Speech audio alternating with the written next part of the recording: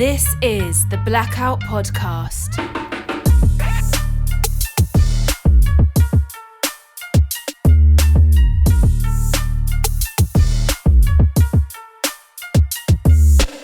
Hello and welcome to the Blackout Podcast, where I get to talk to amazing people that do amazing things. And today I have Thorne from, oh my God, what don't you do? A few things. Thanks for coming in today. Thanks for asking. So, I don't know, should we start with CBC or the Coast? Or Probably the Coast, it's been the longest. Okay, yeah, let's start with that one. How did you get to work with the Coast? I got a summer job. Like, there's a program now called Canada Summer Students, or I don't know what it is. But it was that. It was called, and before that it was the job creation program. Before that it was whatever I got in on. And it was a grant for the summer. It was just like a returning student, like 2 days a week. And then at the end of that, I didn't get my student loan for my fourth year, so I couldn't finish my degree. And they asked me to stay. And that was in the year 2000. Oh, wow. And I'm still there. How long, when did the Coast start? 1993. Oh, wow. Yeah, so it was year 6. Wait. Yeah, it was going into year 7. Yeah. Yeah, so, I ended up editing the 25th anniversary issue last year. Oh, so nice. How was that experience? It was a lot. It was very, it's so much history. And you're like, what do people want to see? Do we want to talk about ourselves? Do we want to talk about the city? Like, we talk about the city every week. Should we talk about ourselves? I always like when journalists go behind the scenes, but journalists inherently don't like it because we're not supposed to be part of it. We're not supposed to be the story. So we kind of did both. Oh, okay. It was a huge issue. I can't remember. It was like in the 70s, pages-wise, and it had a glossy cover, and but it was a tough time in the office. Yeah, it was I can a lot imagine. of work. So, what I want to ask? Oh, yeah. While you were there doing this summer program, what were you actually doing there? I was doing the listing. So I was typing in, like, where at the back where it says, like, what bands are playing, what art shows are on, what events are on, what movies. We used to run the Empire. It was Empire then. The movie times in the paper, and I had to type them in by hand for theaters. And now they just, like, Cineplex just sent, we don't print them anymore, but we were for a while, and Cineplex just sends them, and you go, import, done. And I was like, in my day, I had to write down a list with all the ratings. Yeah. So yeah, I did that for a summer, and then it became an actual job for a while, and then within a year I was music editor. So I just sort of kind of kept going on. Oh, yeah. And I did leave in 2007, which no one remembers, because I kept writing. So people didn't know. Oh, yeah. So you left to do what? Something else. It didn't go very well. I thought I could freelance. At the time I was on Q. Q had just started on CBC with Jian Gameshi. Jian really liked me. Not like that.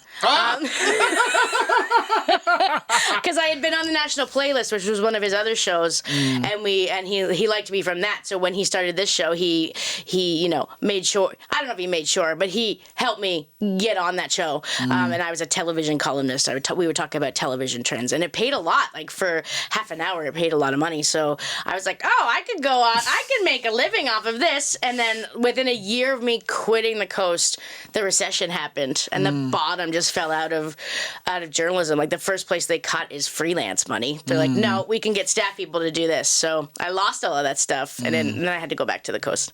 And they were like, oh, welcome back. Yeah, it was a bit like, guys, do you need any help? And I was part-time for a while, and then I replaced the person I was helping. You know what I mean? And that was 10 years ago. Wow. Yeah. Wow. When I didn't even know the Q story, but now you've said it, I gotta ask. When that thing came out, right. What was your impression of the whole story? It was a funny thing because if you remember, Jian posted his defense of himself on Facebook on a Sunday. So I came out of a movie and I turned my phone on and it was like, just tons of messages that were like, what's the deal with Jian? What's going on? Because people thought I knew him personally, which I didn't. Like, we were colleagues in a distant way. But I actually wrote a tweet that was like, because I had no idea what anyone was talking about, and I was like, he's always been nice to me, like that kind of a thing. And then once I got wind of what it actually was, I was like, delete. Man. Because, part of what predators do is keep they are nice to some people. So it's like, so they have people in their back pocket to be like, Defense. oh, he didn't do that to me. Yeah, like he doesn't hate women, or he's not trying to hit on everyone. But that's part of the whole system, is just keeping those people in your back pocket. And if I'd been slightly stupider, I might have left that tweet up, and who knows what it would have done to me. So, but that whole thing was so horrible. Like the whole stretch of it was really bad. I remember when the actual trial was going on, like the worst part was finding out how many of your friends had been sexually assaulted or had bad experiences with like sexual violence, and just basically women kind of coming together to be like, I have too been victimized, not by him, but by others. And it was just a lot to bear. Did that experience in any way shape how, because you're a super strong advocate for people that, exactly, did that in any way influence that? I think it definitely, like, the older I get, the angrier I get. And now with Me Too and everything, it's like, it's fine to be angry. It wasn't fine to be angry for a long time. It was like, stop it, you're hysterical. Like, what are you talking about? That is what used to come up a lot. But now everyone's sort of, I'm on the right side for once. So the Jian thing really did, of course he got acquitted. All of those women torpedoed their own career, their own lives for what? To be attacked on the internet, essentially. So it's like, justice wasn't served. You don't see it served. So you just get angrier. And, we've seen many examples since Jian of, men who have not been punished, or in fact have done better. If you look at like Brett Kavanaugh or some, like that whole thing, it's just like these women get up there and they're brave, and for what? But like, do you think that defense, kind of statistics have shown that that's the best defense you have when you're attacked. You say you attack the person, like the person's sexual history, for instance. Like, no, you can't say you were raped or assaulted because 2 days later you're smiling at the person, or you send the person an email, or you had sex with someone else the following day. How traumatized could you be if you did that? Yeah, I think a lot of that's the law profession's problem. My best friend is a crown prosecutor, and we got into a screaming fight in Piatto, downtown Halifax, because she was like, Marie Heynen is the best defense lawyer in Canada. I'm like, I do not care. So yeah, a lot of that is how the system is rigged against women, and that has been how prosecutors kind of defang a defense of a woman. It's like, well, you did all of these things. How could that one thing be bad? Yeah, it's very unfortunate. Yeah, it's one of those things we're trying to undo still. Yeah, and what would you think would be about, like, is that like actually, because there's the whole, you're not guilty until you're proven to be guilty. And there's the whole, different people react differently to when they have such an experience, right? Sure. Because there are people that just shut down, there are people that scream, and there are people that tell everyone, there are people that don't talk about it for years. So anyway, it's just, I know, what is it to do? I think it's to teach men not to do that shit. I don't know. Like, so much of the burden is on the woman to just deal with it. And it's like, no, the man could deal with it. That'd be nice. Yeah, and I think the only punishment is usually you kind of lose your show or whatever it was you would do, or your position, and that's it. Yeah, but you see someone like Louis C.K., he's already back getting standing ovations. It's like, he didn't suffer. He was already a millionaire. He didn't suffer. You know what I mean? Yeah, and that's one of the, it's so, this whole thing with sexualized violence, it's so layered, right? Yeah. There's the whole, but, and then there are people that say, so, yeah, he did this, but then he wasn't as bad as that person. Right. Like, he just jerked off in front of someone. Exactly. He didn't touch them. Yeah. What's the big deal? Yeah. I mean, I don't know. I feel like that's people who say that are never going to get jerked off in front of. Do you know what I mean?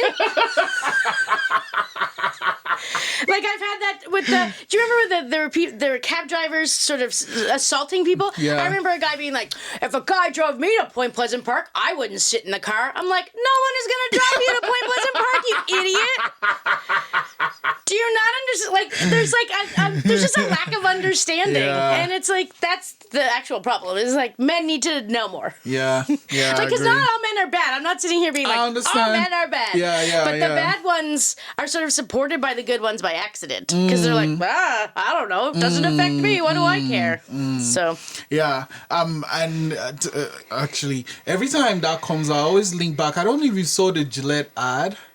Gillette? Yeah. About which one? Like the toxic masculinity yes, one. And people were lost angry. their shit. Yeah, I thought it was great. Yeah, it was. I mean, if there's a good thing for brands to jump on, that's a good one. There's a lot of bandwagon jumping, but bandwagon jumping. Talking about brands, yes. What do you think of Pride on brands? Oh, I don't really have an opinion. I'm not a big Pride fan. I find it a lot. And it's very punny, and I don't like puns. But people want to celebrate. That's their business. Yeah. But yeah, I find this year especially, it's just like everyone's got their little rainbow up, or they slapped it in their logo for the month. And I'm just like, you're TD Bank. How many gay people's houses have you repossessed? You know what I mean? It's like, you don't fucking care. You don't actually care. I would hope that their LGBTQ employees feel good about it. But it definitely smacks of bandwagon jumping for sure. Where it's like, I don't know. Did you see that Baroness Fun sketch? No. Sketch that's about corporatization of Pride. It's pretty funny, but yeah, it's just sort of done. Everyone's proud for this 1 month. Yeah. And I think that's the thing though. With it's like the month for mental health, the month for this, the month for that. So we kind of just go, okay, it's this time we have to do this, and it's done. And we shelve it till next year. Exactly. And it's like, what do you do the rest of the year? Well, that's the month for it. So we're doing something else that month. It'd be nice if everyone was good to everyone all the time. Well, then there wouldn't be human beings. It's true. Okay, so that was the coast. Then that was the coast. Yeah, that was the coast. That was the coast. And CBC. They called the coast because they wanted. This is how long ago? It was a long time ago. Because I'm about to turn 40, so I was probably 25 at the time. They wanted an alternative viewpoint on Information Morning. So they wanted someone to come in and tell them what the kids were doing this weekend. So they asked me. And then I had a really good relationship with Don Connolly, so the host at the time. He is now retired. And people really clicked into that, and that helped me. I think it was probably something that might have flamed out if he and I didn't have such a good relationship, but we did. So I'm still there now, even with Portia Clark, the new host. And actually, when Don retired, I was scared to ask, but then my producer emailed me and said, "By the way, you're not getting fired." Okay. I'm like, okay, good. Thank you, because it's really good money and really fun to do. Yeah. So yeah, that's just sort of something that I've always done, and I also review movies in New Brunswick, and that happened. What movies though? Just like week to week. So like this week I'll talk about yesterday, the week that we're recording. Like movie, like actually the movie yesterday. Yeah. Oh, with the Beatles. Yes, the Beatles never existed. That whole thing. Oh. Yeah, and so like last week I did Toy Story 4. Yeah. Do you get to see the films before they come out, or not usually? Not usually. Okay. And on the occasions that we do, sometimes I'll mess things up because it means that I don't have something for the following week because I saw it too early. We tried it, but it didn't quite work. So yeah, actually, I'm usually reviewing. It airs 3 or 4 days after the movie opens. Are you going to see Spider-Man? I will because I have to, but I don't care. It's actually a really good film. You've already seen it? No, I've not seen it. But I mean, it's based on the first one. And it's pretty much the whole same team working on the second one. Yeah, and Jake Gyllenhaal, who's great. I don't like superhero movies. That's one of the So one of the good things about becoming a film critic professionally, because I always wrote about movies, but I just saw what I wanted. But the New Brunswick market is different than the Nova Scotia market. It's even worse, which is saying a lot. It's like very rarely do small movies go there. Oh, so it's all just big tentpole? blockbuster temple stuff. Yeah, exactly. How about Fast and Furious, the new one coming out? You're not gonna like that one is gonna be really nice. This is Hobbs and Shaw. Well, here's the thing. I love both of those guys. So, like, Fast and Furious, I do not care about. I have seen more than you would think because they tend to come out in the summer and it's hot and I like air conditioning. But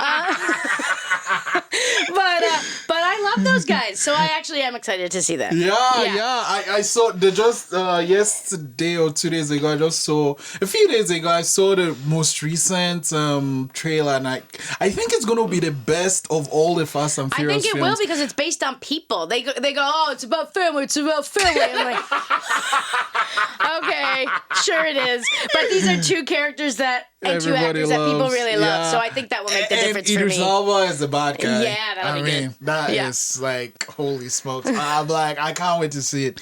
Then, so it's a weekly show? Yeah, so it's also in the morning shows in St. John and Moncton. So it's just like, I just sort of show up for 8 minutes and I'm like, hey, here's this movie I saw and here's what I think about it. So nice. It's really great. It's a fun thing to do. Do you go into the studio? Yeah, I go into the studio here, so we just link up. Gotcha. Oh, man, that's nice. Do you ever drive down there for... No, I take the bus or drive to New Brunswick, you mean? Oh, no, I don't have to. Oh, okay. Not yet, anyway. And I would have to take the Maritime bus. I would not be driving. You don't like driving? I don't drive. Why no. not? I just don't do it. I don't do it. I couldn't afford a car anyway. I would have to live in it. Like, it would be parked on an abandoned lot and I'd be living in it. I'm sorry. It's fine. I failed the test three times. 3 times. I come from the country. There's one road. And then they're like, they kick you into Truro and they're like, good luck. It's like, and Truro's not a big city, but it's operational. It has traffic lights. It has highways. It was not a great scene. So where are you from? Lance. Oh, 2 towns down from Classified. Yeah, it's not It's blown up a lot in the past 20 years, but when I grew up there was nothing. I mean, there's still nothing in my part of Lance. The other end of Lance is where they built all the subdivisions and suburbs and stuff. But I live on the part where you can smell the farms. You know, like just on almost to Milford. So, like, I went to high school in Milford, which is the next town up. Oh, okay. And I hate rural life. Both of my sisters are pro rural life. Although one of them lives in the suburb of Calgary, but she has a house in a town called Wittenberg, which is like, if you're going to Stewiacke, there's a road that way, and it's down there. Oh, okay. And they love it. They're like, country life? I'm like, never again. What don't you like about it? There's no culture. There's no good coffee. Oh, coffee. Wait. No good coffee? No. There's a place called Cup of Soul in Elmsdale, but when I was growing up there was nothing. There was Tim Hortons and the Big Stop. Garbage. But really though, what I realize is if you want to make a horror film, you either make it in a house or in a small town. Because, because things are messed up there. Yeah, it's not because they're nice. And the aliens picked there, or the killer picked there. It's like, no, the killer went through horrible shit there and he's taking his revenge. Rightfully. Oh my God, that's a story. Because you lived in Truro, right? I lived in Truro for a while, but I live in Halifax now. Good for you. The reason was because I was working in Halifax and I was doing that drive daily. Yeah. And I just couldn't do it in winter. No. It's like, no, I'm not doing that. I mean, there's nice houses in Truro. There's sort of nice areas, but generally the strip mall kind of thing that like also exists in Lower Sackville, where I have also lived. It's not for me either. Yeah. City or nothing. And again, Halifax, very small city. But so, will you ever live in Toronto? No. Why not? Well, a couple things. One, it's too hot. I would die. Oh, yeah, you're the one that you don't like summer. I don't get that. I'm so happy it's been raining all weekend. Like, let's go to the movies. I would be going anyway. It's too hot. Also, Toronto is like priced out of where I don't know what it's doing, what it thinks it is. If I am going to pay that much for rent, I'm going to New York City, which is what Toronto wants to be and never will be. Sorry, I'm going to New York, or I'm going to Chicago or something like that. It's like Toronto, I don't know. I feel like there's I have a ton of friends who have moved there. They all hang out with the people that they hung out with when they lived in Halifax. I'm like, cool move to the big city you made in your new life. So there's that. And then it also seems like a competition to live there. You know what I mean? It's like people get together and they're like, oh, the best butchers on the... No, the best butchers. And it's like, who gives a shit?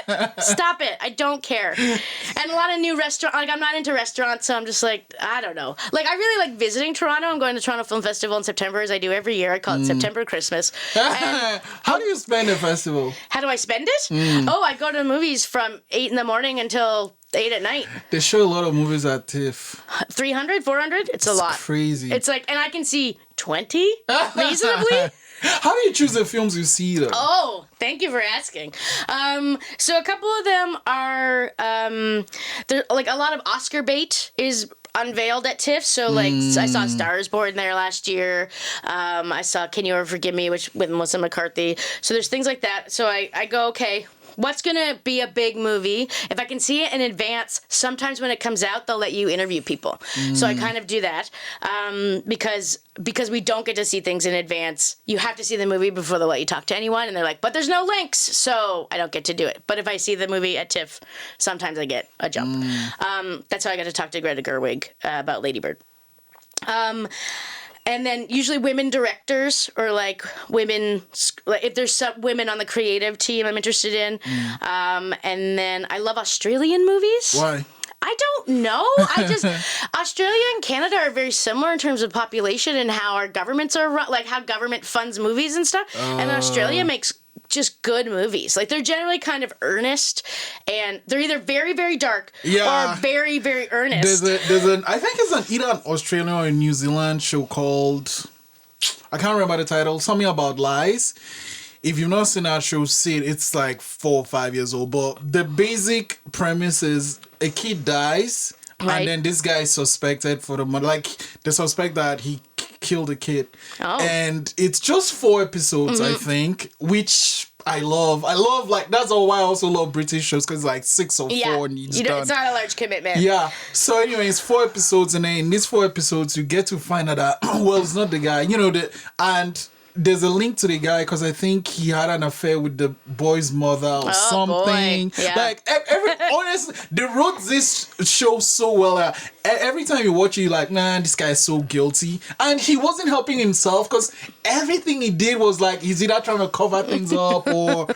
But he wasn't the one. And the person that did it was like, I can't remember the name. I'll tell you. Don't spoil it. I'll tell you off, but oh my God, it's really good. Cool. Yeah. So Australian. And then I also, once a day, I'll do a wild card movie where I don't know if I'm like, I don't know anything about anything. Because you get what they give you is a schedule, and it's just a grid. And the grid has the title, the director's name, and the runtime, and the country. That's it. No synopsis. I mean, I could go look it up. Like, they give you access to, but the like sheet that you get. So I just go, and it's based on a title or runtime or however it fits into my day, and I try to do one wild card, pick a day. How do you do it? Do you go through all of TIFF and then you miss the beginning of AFF? Yeah. Yeah, I'm usually coming home when the AFF starts. Oh, okay. But I have never been to an opening night at the film festival here because I'm usually coming on my way back. Yeah. Yeah, okay. It's sort of an exhausting time. And like I'm not a real film critic, but like Roger Ebert in his day would have gone to the Venice Film Festival right into Telluride, right into Toronto, you know what I mean? Like it's a marathon in the fall because people are trying to determine Academy Award stuff for the fall. Yeah, so it's pretty exciting. It's fun. Do you ever guess when the nominees for the Oscars come out, do you ever guess who's winning? Oh, yeah. And how right am I? I don't know. The problem with awards in the last, 5 or 6 years is that because there's so many other awards, the same person tends to win all the way through. You know what I mean? It's like they win the BAFTA, they win the Golden Globe, they win the This Critics Award, and then you're just like, okay, so these 5 people, they're the only ones that acted all year. And then, Glenn Close lost the Oscar last year after winning everything leading up to it, and lost it to Olivia Colman, who gave a great performance in a great movie. I love The Favorite. But it's like Glenn Close is there. But Glenn is like, DiCaprio. 40 years, and it's like nothing. She's got nothing. Yeah, it's not fair. I mean, she even played. There was one where she played this trans man. Yes, Albert Nobbs. I don't know. I don't know why she hasn't won yet. I know. no, she's very good. Not to say that like winning an Academy Award actually makes you a good actor, does it? You know what I mean? Sometimes it's just like Roberto Benigni is the best actor. Have you seen that guy since that? When he stood on all the chairs? It's like, really? Is he the best actor? Or do we just like enjoy his presence? I'm not sure. I was just thinking now with the going back to the sexualized violence thing. Oh yes, let's go back to that. One of the things that stood out for me was, I think Stephanie Clamber made a post about Trailer Park Boys. Yes. And then I saw you made a post about I can't Mike remember. Smith? Yeah. And his venue. I'm coming back to it again. Why are you so passionate about such a cause? I think the Mike Smith thing, what bothers me is that we know these people are in our midst. Not necessarily men as a culture, but like we know people who are full-on criminals, who prey on women, who make life harder for people. They're here. They're walking amongst us, and they get supported. And so someone like him who's like famous, and as I like to say, the bar for being famous in Halifax is very low. Trailer Park Boys, rolled over it. They're up there. They just are. I've never liked it as a show. Again, going back to being a hick, it's like, I don't think that's how we need people to see us. That's really how I felt about it. I really need to see that show. I've not seen it. Ellen Page was in the early years. I really need to see that show. I don't know if you do. I mean, but people really like it because there are a lot of hicks in the world. So it appeals to people. Like, that's fine. Stephanie made that post, because she was married to Mike. And, I don't know any of those people. Like, I don't know the Trailer Park Boys. I don't know Mike. I know people that knew Mike growing up in New Glasgow. And I have friends who worked on the show. And what the inciting incident for me was Mike was arrested in Los Angeles for assaulting a woman.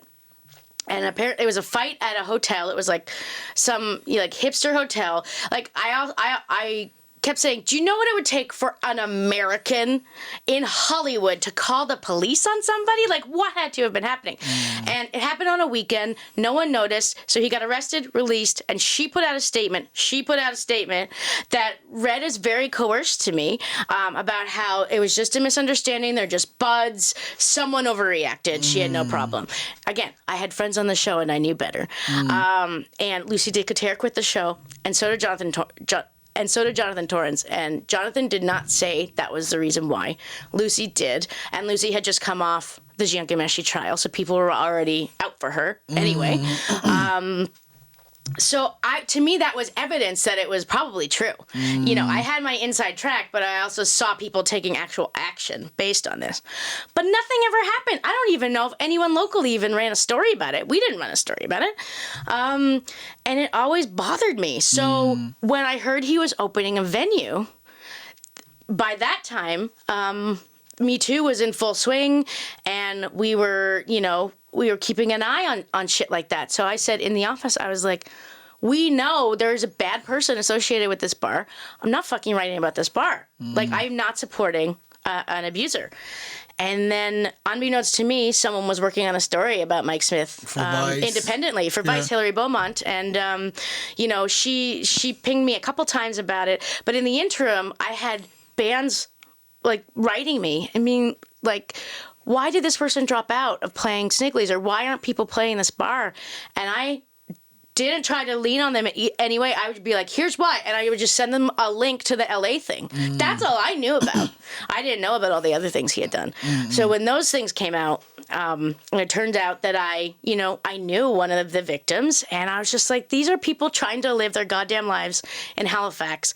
And this guy is supported by all of the systems, the music industry, the film industry, the fame industry. And it's like, he's not being hurt. Like, you can't get to him.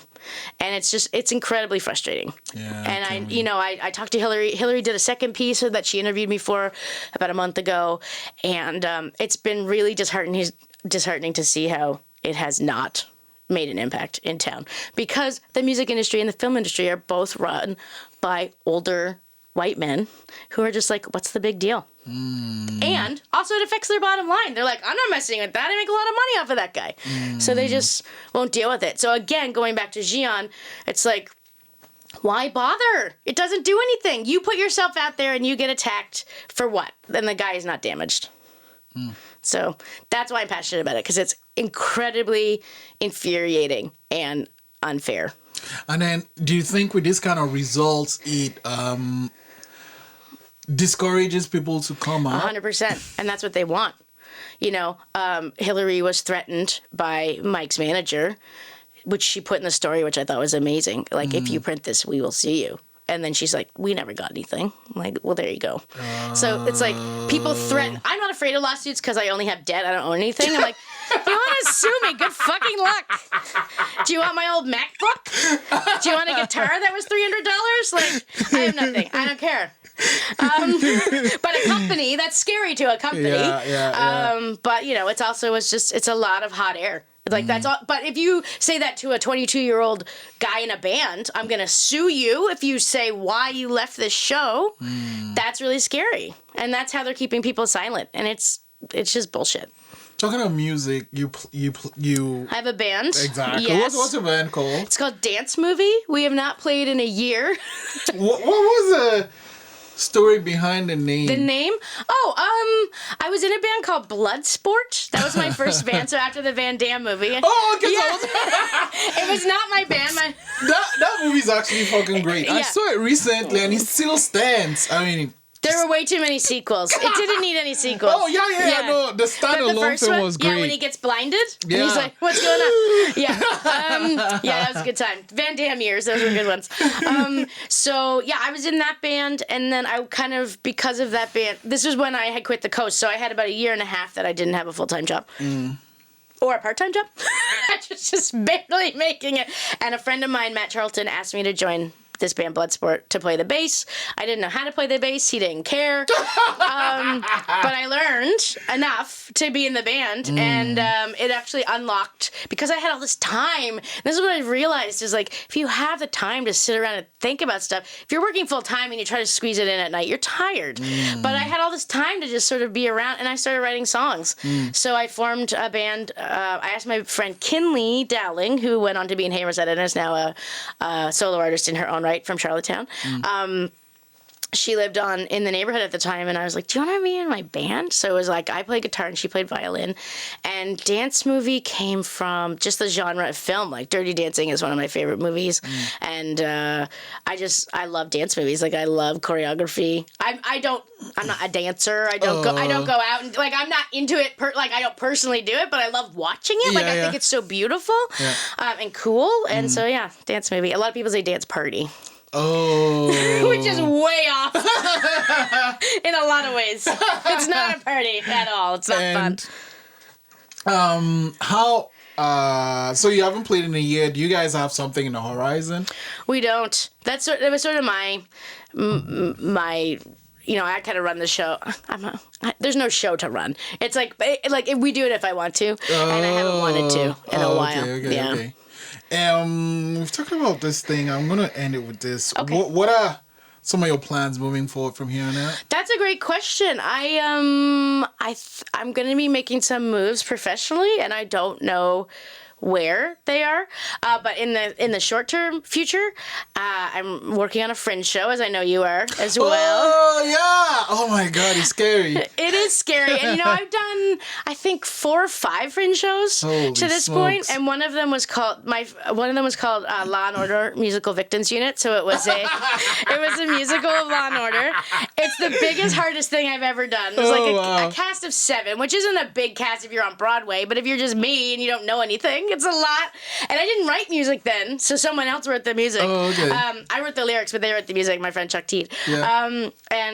So yeah, I've done a few musicals and like a show with Cheryl Ham from Picnic Face. And this is called Tingles, and it's a live ASMR experience. Oh, Jesus. / workplace comedy. So yeah, it's just going to be a 2-hander, and it's going to be in Neptune, and I hope everyone's very quiet. You cannot bring your children.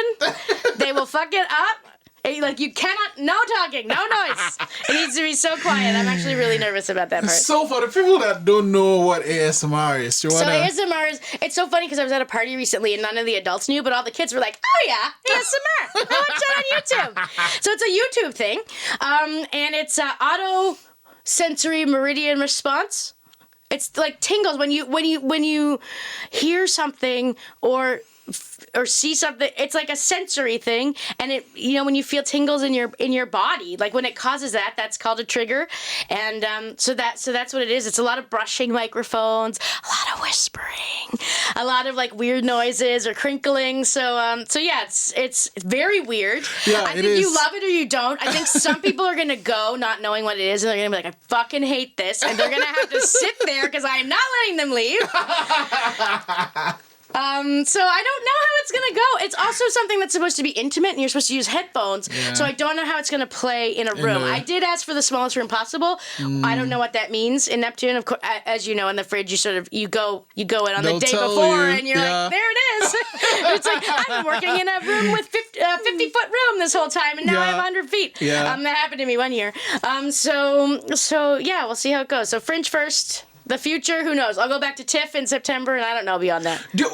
For TIFF, who do you go? Do you go for as the Coast or both, CBC? Both, yeah, the Coast primarily, because that's where I review. I have a lot of writing work with the Coast, but I do stuff from CBC there for CBC as well. So, nice. So yeah.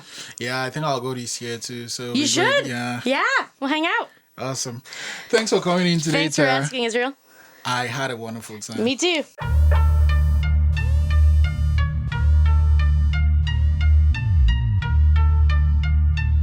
This is the Blackout Podcast.